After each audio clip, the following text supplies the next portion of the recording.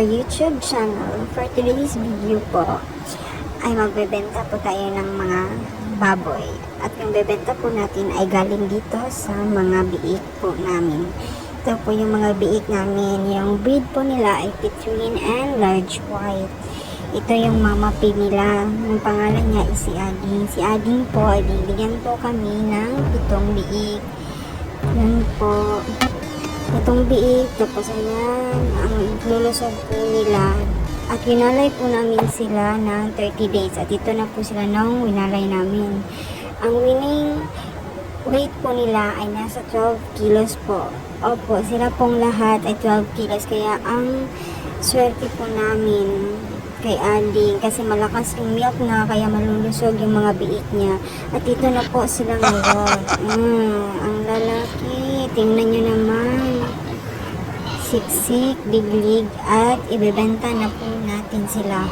Yung age po nila ay nasa 3 months and 2 weeks po galing sa pagwalay. Yan, ilalabas na yan sila ngayon. Yan, yung kumukuha sa amin. Sila na yung nagpapalabas ng mga baboy. Yan, support pa yung Mother Earth ko sa pagpapalabas. Tingnan nyo naman yung baboy namin. Yan, tingnan nyo naman ho yung mga pigi ng baboy namin. Diba? Ang tataba. Ang laki-laki. Kasi po, yung sakreto lang po namin sa baboy namin, kaya ganyan sila kalulusog, is purong feeds po yung pinapakain namin. Hindi po kami nagmi-mix. No hate po sa mga nagmi-mix ng pagkain kasi kanya-kanya po naman ang diskarte. Sa amin lang, pure feeds po kami kasi hassle na din sa part namin na magmi-mix pa po kami. Kaya diretso na lang po. Kami sa pure feeds po, yun lang po ginagawa namin.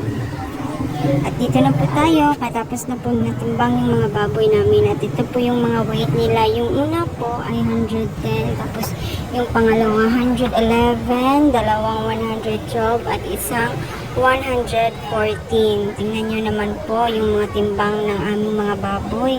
In 3 months and 2 weeks po na ang lalaki po. At ito na po, mag-feeds reveal na po tayo. Ito yung gamit namin feed sa aming mga alagang baboy. Ultra Pack. So, Ultra Pack, pack na pack. Yan po yung Ultra Pack po na grower ay nagkakahalaga po ng 1,980 per sack po. Yes. Nasa grower stage pa po sila kasi yung 3 months and 2 weeks pa nga lang po kaya hindi pa po sila kumakain na finisher. Ayan po. Thank you for watching.